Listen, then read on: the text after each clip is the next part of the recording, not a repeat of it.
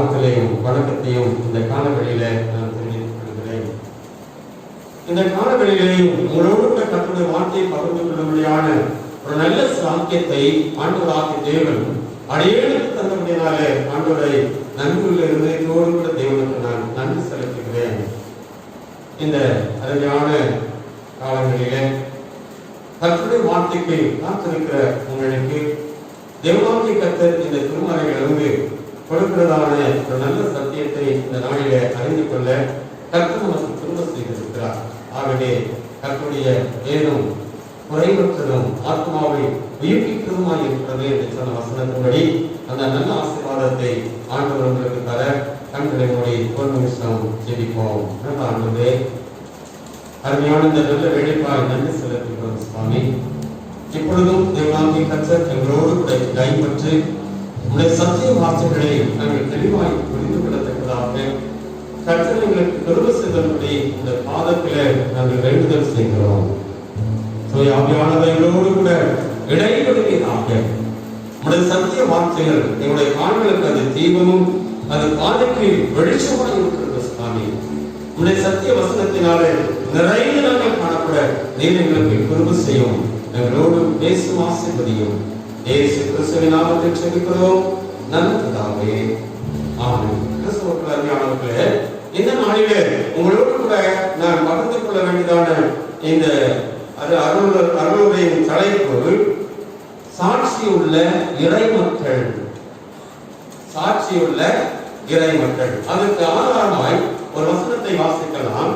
நாம் வாசித்த அப்போஸ்தலர்களுடைய புத்தகம் 1ஆம் அதிகாரம் 8ஆம் வசனத்தை வாசிங்க. பரிசுத்த ஆவி உங்களிடத்தில் வரும்போது நீங்கள் பலனடைந்து எருசலேமிலும் யூதேயா முழுவதிலும் சமாரியாவிலும் பூமியின் கடைசி பரியந்தமும் எனக்கு சாட்சிகளாய் இருப்பீர்கள் என்றார். அருமையானவர்களே, திருநெல்வேலி மாவட்டத்தில் சாயர்புரம் ஒரு ஊர். அந்த கிருஷ்ணகிரியுடைய காலங்களிலே இந்த சாயர்புரத்துல தான் ஒரு வேதாகம கல்லூரி ஒன்று அந்த கிருஷ்ணகிரிகளுக்காக ஆயத்தப்படுத்தப்பட்டிருந்த ஊர் இந்த சாயர்புரம்.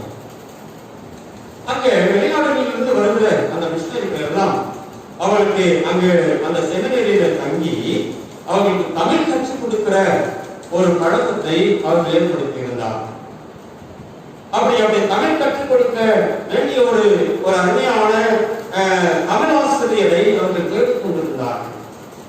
அப்பொழுதுதான் அவருக்கு கிருஷ்ண பிள்ளை என்கிற ஒரு தமிழ் பண்டிதரை கண்டுபிடித்து அவர்கள் என்ன செய்தார்கள், அந்த விஷயங்களுக்கெல்லாம் தமிழ் கற்றுக் கொடுக்கும்படியாய் அவர்கள் நியமித்தார்கள்.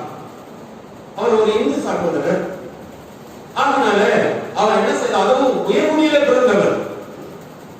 அதனால அந்த மிஷனரிகள் அழைத்த போது அவர் அந்த தமிழ் கற்றுக் கொடுக்கும்படியான அந்த வேலைகளை அவர்களை அமர்த்துகிற போது அவர் 3 கண்டிஷனை என்ன செய்தாங்க, அவர்களுக்கு போட்டார். ஒண்ணு, நான் தனியாய் வசிப்பதற்கு எனக்கு தனி வீடு வேணும். உங்களோட நான் என்ன செய்ய மாட்டேன், நான் தங்கியிருக்க முடியாது. இரண்டாவது, நான் தண்ணி குடிக்கும்படியாகவும் என்னுடைய உபயோகத்துக்காகவும் நான் ஒழுங்கு செய்து கொள்ளும்படியால் எனக்கும் ஒரு தனி கிணறு வேணும். நீங்க குடிக்கிற அந்த தண்ணியை நான் குடிக்க முடியாது. நீங்க புலகிற அந்த தண்ணியில நான் என்ன செய்ய முடியாது, வழங்க முடியாது. அதனால எனக்கும் ஒரு கிணறு வேணும். மூன்றாவது காரியம், நீங்க யாரும் எனக்கு சுவிசேஷத்தை சொல்லக்கூடாது. நீங்க யாரும் என்ன செய்யக்கூடாது, சுவிசேஷத்தை சொல்லக்கூடாது. இப்படி ஒரு 3 கண்டிஷனை போட்டு அவர்கள் என்ன செய்தார்கள், அவர்கள் அந்த கிருஷ்ண பிள்ளை என்பவரை தமிழ் கற்றுக் கொடுக்கும்படியாய் அந்த சாயபுரத்திலே உள்ள அந்த செமினரிக்கு அவர்களை அனுப்பி வைத்தார். அப்ப அவரை ஏற்றுக்கொண்டாரு. அங்கே அந்த செமினரியினுடைய ஒரு தலைவராக இருந்தவர் பேரு ஹென்றி எக்ஸ்டன் பின் அவருடைய பெயர். அந்த கிருஷ்ணனுடைய பெயர். அவர் என்ன செய்தாங்க, சரி சொல்லி அவர்களுக்கு தமிழ் கற்றுக் கொடுக்க அவர்கள் ஆயத்தமானார். நீங்க சிஐ மிஷன் இருக்கு இல்லைங்களா, சிஐ மிஷன் கிட்டத்தட்ட 250 மிஷனரிகளுக்கு மேல இங்க வேலை செஞ்சாங்க. அவங்களுக்கு எல்லாம் தமிழ் கற்றுக் கொடுக்கிற ஒரே ஒரு இடம் எது தெரியுமா, எது தெரியுங்களா, சத்தியமங்கலம் நம்முடைய சிஐடி இங்கதான் அத்தனை மிஷனரிகளும் கடந்து வந்து இங்க என்ன செய்வார்கள், தமிழ் கற்றுக்கொண்டு கடந்து போய் ஆண்டவருடைய திருப்பணியை செய்திருக்கிறார். அது போலதான் அங்க அன்றைக்கு திருநெல்வேலி மாவட்டத்தில் இருக்கிற அத்தனை மிஷனரிகளுக்கும் அவர்கள் தமிழ் கற்றுக் கொடுக்கிற ஒரு இடம் எது என்ன ஊருங்க, சமயபுரம். ஆக அந்த ஹென்றி அந்த எக்ஸன் கிங் என்ற அந்த மிஷனரிய வாழ்க்கை, அவருடைய அன்பு, அவருடைய வாழ்க்கை முறைகள் இந்த கிருஷ்ண பிள்ளையை வெகுமாய் கவர்ந்தது. ஆகவே அவரை கவனித்துக் கொண்டிருந்ததான இந்த கிருஷ்ண பிள்ளை அவருடைய அன்பும் அவருடைய வாழ்க்கை தரமும் வெகுமாய் கவர்ந்த போது ஒரு நாள் அந்த மிஷனரிடத்துல கடந்து போய் எனக்கு ஒரு வேதாகமத்தை தந்திருக்கலாம் என்று சொல்லி அவர் என்ன செய்தாங்க, அந்த வேதாகமத்தை அவர் கேட்க வாங்கினார். வேதாகமத்தை அவர் படித்துக் கொண்டிருக்கிற போதுதான் அவர் ஆண்டவராகிய இயேசு கிறிஸ்துவை சொந்த இரட்சகராக ஏற்றுக்கொண்டார். அதற்கு பிற்பாடு சில வருடங்கள் கழித்து அவர் என்ன செய்தாங்க, ஞானஸ்நானம் பெற்றுக் கொண்டார். அவர்தான் அந்த கிருஷ்ண பிள்ளை தான் கிறிஸ்துவ கம்பர் என்று அழைக்கப்படுகிற எச்ஏ கிருஷ்ண பிள்ளை. அவர் எழுதிய ரட்சண்ய யாத்ரீகம் என்கிற ஒரு புத்தகம் கிறிஸ்தவ மத்தியிலே மிக பிரபலமாக இருந்தது. மாத்திரமல்ல, கீர்த்தனைகளிலே ஒரு அருமையான ஒரு பாடலொன்றையும் அவர் எழுதியிருக்கிறார். சத்தாய் நிஷ்கலமா. அந்த பாடலை எழுதியுள்ளவர் யாரு? எச்ஏ கிருஷ்ண பிள்ளை.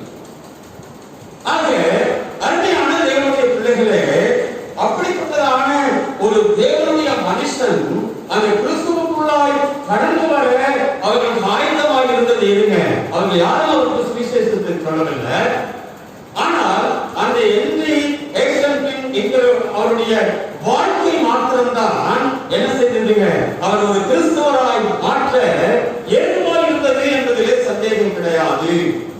ஆக அருமையான தேவனுடைய பிள்ளைகளே, ஆண்டவருடைய பிள்ளைகளாக இருக்கிற சாட்சியின் வாழ்வுதான் நிச்சயமாய் அநேகரை ஆண்டவருக்கு நேராய் நடத்தும் என்பதில்லை என்ற விதத்திலே சந்தேகமில்லை.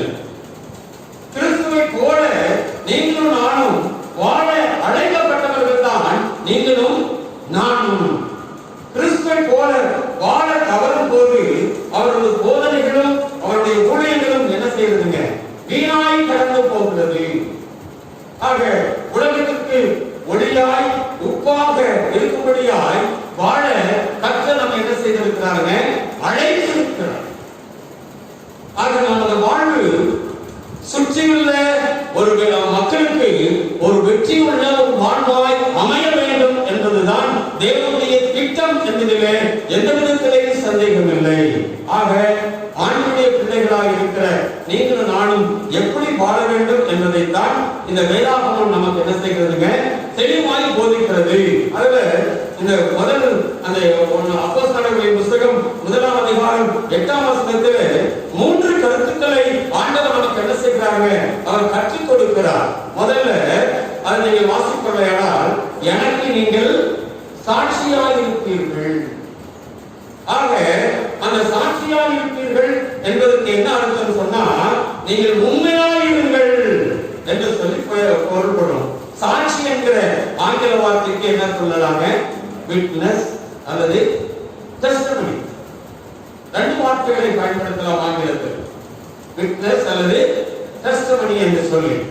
ஆக ஒரு நபர் தன்னுடைய வாழ்வின் நிகழ்வுகளை குறித்து உண்மை தன்மையோடு உலகுக்கு அறிவிக்க வேண்டியவர்கள் அவர்கள் என்ன செய்யறாங்க, சாட்சிகளாய் வாழ்கிறவர்களாக அவர்கள் காணப்படுவார்கள் என்பதிலே சந்தேகம் கிடையாது. இன்னைக்கு நிறைய பேர் சாட்சி சொல்றோம், அது சாட்சி இல்லை, அதுக்கு பேர் இல்லைங்களா. எனக்கு ஆண்டவர் இதை செய்தாரு, அதை செய்தாரு, நோயிலிருந்து குணமாக்கினாரு, எனக்கு அப்படிப்பட்டதான ஒரு காரியத்திலிருந்து விடுதலை செய்தாரு, எனக்கு நல்ல வேலை வாய்ப்பு தந்தாரு, எனக்கு நல்ல ப்ரமோஷனை தந்தாரு என்று சொல்லி நாம என்ன செய்கிறோங்க, சாட்சி கொடுக்கிறோமே. அது சாட்சி அல்ல, அதுக்கு பேரு அது கர்த்தர் செய்த நமக்கு நன்மைகள், ஆண்டவருடைய வாழ்க்கையில செய்த நன்மைகள். ஆனால் வேற நமக்கு கற்றுத் தருகிறது என்னன்னா, நீங்கள் எனக்கு சாட்சியாக இருப்பீர்கள். ஆக இந்த அப்போஸ்தலர்களின்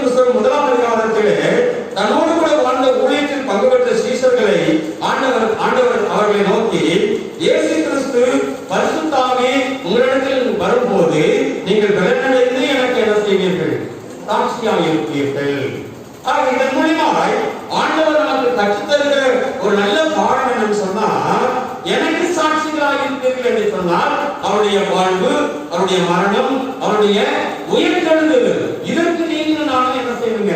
சாட்சிகளாய் மாறி இருக்க வேண்டும். அப்படியானால் அதுக்குதான் நான் உதாரணத்தை சொன்னேன். அந்த ஹென்றி எக்ஸ்டர்பிங் என்கிற அந்த மிஷனரியுடைய வாழ்க்கை ஒரு மனிதனை என்ன செய்ததுங்க? மாற்றுதலா இருந்தது. அவருடைய வாழ்க்கை அங்க என்ன செய்ததுங்க?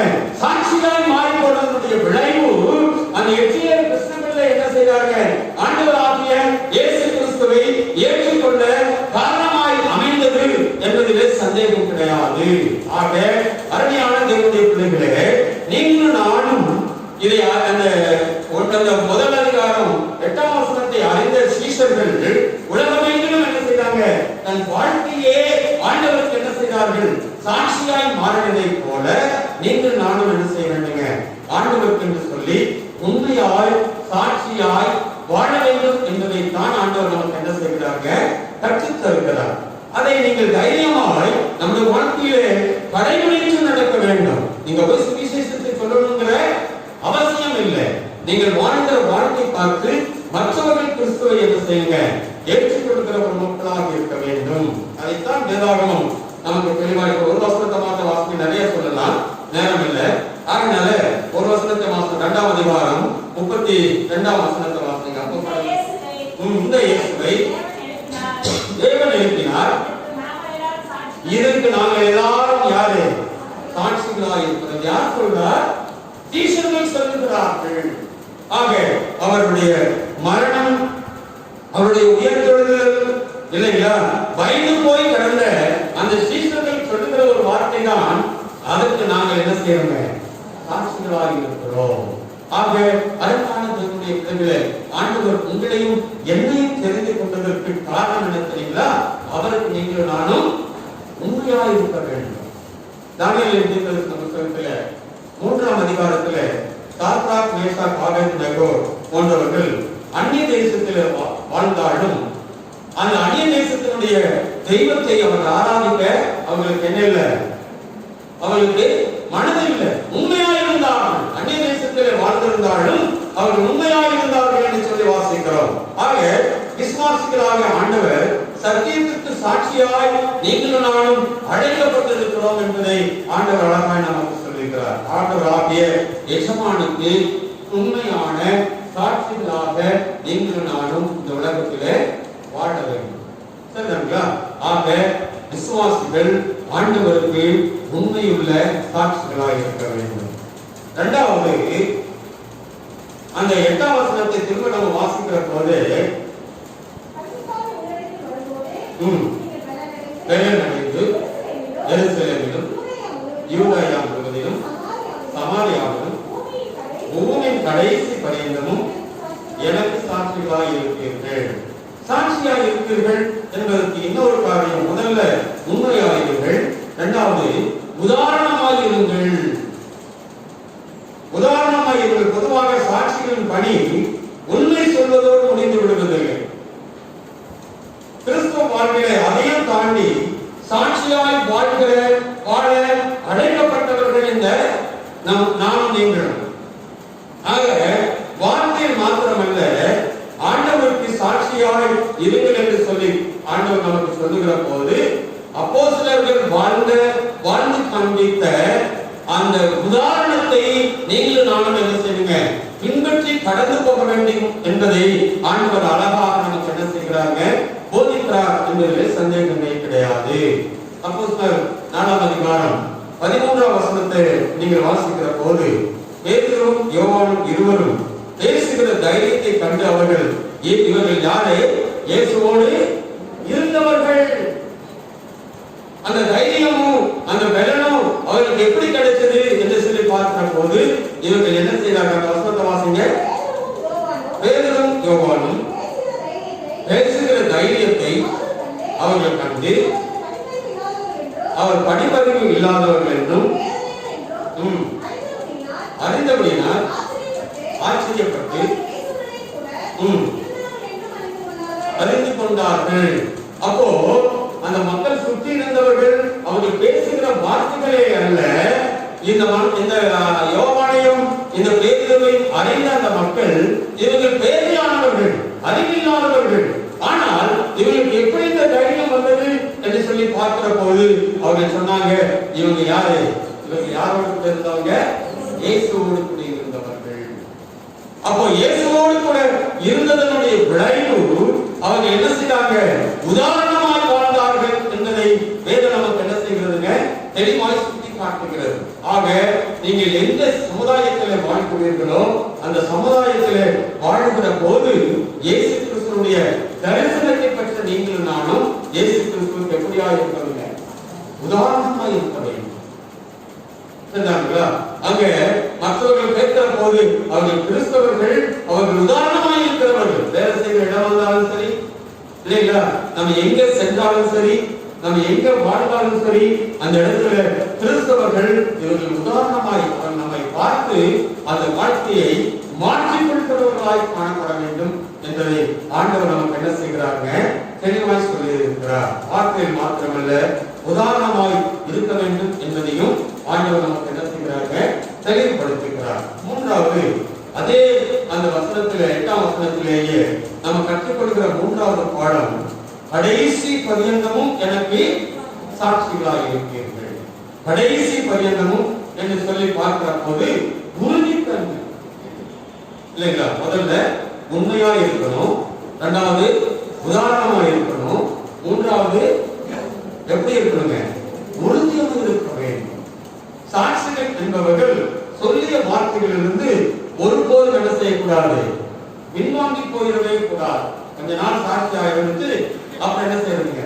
பழையபடி என்னதுங்க பழமொழி, பழைய படி என்ன செய்யக்கூடாது? திரும்பி போயிடவே கூடாது. ஆக அவர்களது சாட்சி அப்படி பின்வாங்கி போவோமையானால் நம்முடைய சாட்சி எப்படியாய் மாறி போய்விடுங்க? அது பொய்யாய் மாறி போய்விடும். ஆகவே விசுவாச வாழ்க்கையிலே சாட்சியுள்ள ஆண்டவருடைய பிள்ளைகளாக நீங்கள் நானும் எத்தனை சோதனைகள் வந்தாலும் அந்த சோதனைகளிலே நீங்கள் நானும் எப்படியா இருக்குங்க? உறுதியாக நிலைத்திருக்க வேண்டும்.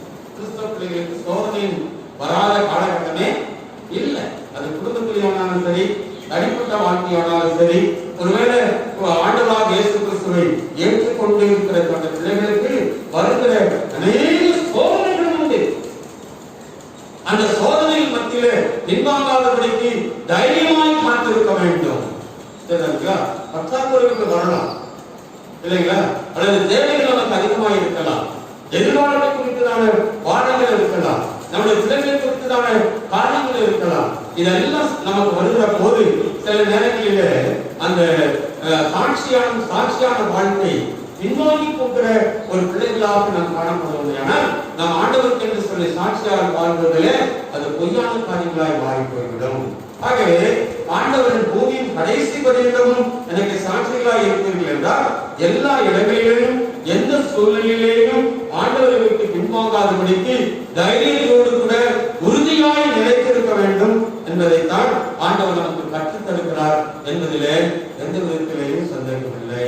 அன்பானவர்களே, கிறிஸ்துவ அழைப்பிலே உண்மையாயிருந்து கிறிஸ்துவின் அன்புக்கு உதாரணமாயிருந்து நம்ம அர்ப்பணிப்பிலே உறுதியாயிருந்து சாட்சியுள்ள ஒரு நல்வாழ்க்கை வாழ இந்த நாளிலே நீங்கள் நானும் என்ன செய்யுங்க? ஒப்புக் கொடுக்கப்பட்ட ஒரு கிறிஸ்துவ மக்களாக நீங்கள் வாழ வேண்டும் என்பதை ஆண்டவர் நமக்கு என்ன செய்கிறாங்க? கற்றுத் தருகிறார். சில நேரங்களே சாட்சி சொல்லுவாங்க, சாட்சி சொன்ன பிற்பாடு அவருடைய வாழ்க்கை என்ன செய்யுங்க? சில நேரங்களில மாறி போய்விடும். அப்படி அல்ல, உறுதியற்ற தன்மையில வாழ்கிற வாழ்க்கை கிறிஸ்துவ வாழ்க்கையில சூழலின் மத்தியிலேயும் நாம் ஆண்டவருக்கு சொல்லி உறுதியாய் நிலைக்கும் என்று வாழ்வோமையானால் ஆண்டவருடைய சாட்சியாக நாம் எந்த காலத்திலேயும் வாழ்வோம். நம்முடைய சாட்சியின் வாழ்க்கை அநேகரை கிறிஸ்துவுக்குள்ளாக மாற்றும் என்பதிலே சந்தேகமல்ல. அந்த நல்ல கிருபைகளையும் ஆசீர்வாதங்களையும் தொடர்ந்து தேவனாக்கி கர்த்தர்களுக்கு தந்து வழிநடத்துவாராக. ஆமென். ஜெபம் செய்வோம். எல்லா நன்மைக்கும் போற்றுக்கும் காரணமாக இருக்கிற இறைவனுக்காகவே இந்த நல்ல வேளையிலே உங்களுடைய சமூகத்தில் கடந்து வந்து அப்பா பிதாக்கள் அழைக்க முடியாத பெருமை கட்டளை